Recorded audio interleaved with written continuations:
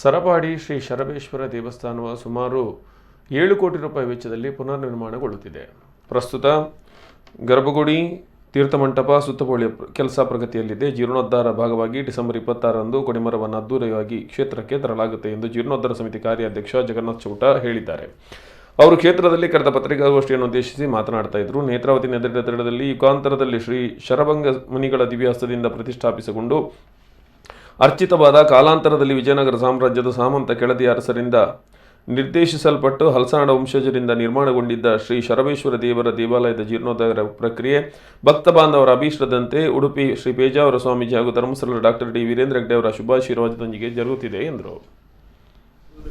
ನಾವು ಶನಿವಾರ ದಿವಸ ಅಲ್ಲಿಂದ ಆ ಮೆರವಣಿಗೆಯನ್ನು ನಮ್ಮ ಜಿಲ್ಲಾ ಉಸ್ತುವಾರಿ ಸಚಿವರಾದಂಥ ಅಂಗಾರದವರು ಅಲ್ಲಿ ಚಾಲನೆಯನ್ನು ನೀಡಲಿಕ್ಕಿದ್ದಾರೆ.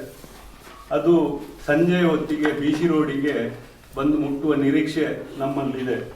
ಅದನ್ನು ರಾತ್ರಿ ಸಂಜೆ ಆದಮೇಲೆ ನಮಗೆ ಇಲ್ಲಿ ತರಲಿಕ್ಕೆ ಕಷ್ಟ ಆಗುವಂಥ ನಿಟ್ಟಿನಲ್ಲಿ ನಾವು ಅಲ್ಲಿ ಗೋಲ್ಡನ್ ಪಾರ್ಕ್ ಮೈದಾನ ಸ್ಪರ್ಶ ಕಲಾ ಮಂದಿರದ ಎದುರು ಅದನ್ನು ಆ ದಿವಸ ನಿಲ್ಲಿಸಿ ಮರುದಿವಸ ಅದನ್ನು ಎಲ್ಲ ವೈದಿಕ ವಿಧಾನಗಳ ಮುಖಾಂತರ ಎಲ್ಲ ಕಾರ್ಯಕ್ರಮಗಳನ್ನು ಅಚ್ಚುಕಟ್ಟಾಗಿ ನೆರವೇರಿಸಿಕೊಂಡು ವಾಸ್ತುಶಿಲ್ಪಿ ಮಹೇಶ್ ಮುನಿಯಂಗಳ ಅವರ ಒಂದು ನಿರ್ದೇಶನದ ಮುಖಾಂತರ ದೇವಸ್ಥಾನ ನಮಗೆ ಈ ಹಂತಕ್ಕೆ ಬಂದು ಮುಟ್ಟಿದೆ. ಇನ್ನು ನಮಗೆ ವಿಶ್ವಕರ್ಮನ ಕೆಲಸ ಬಾಕಿ ಇದೆ.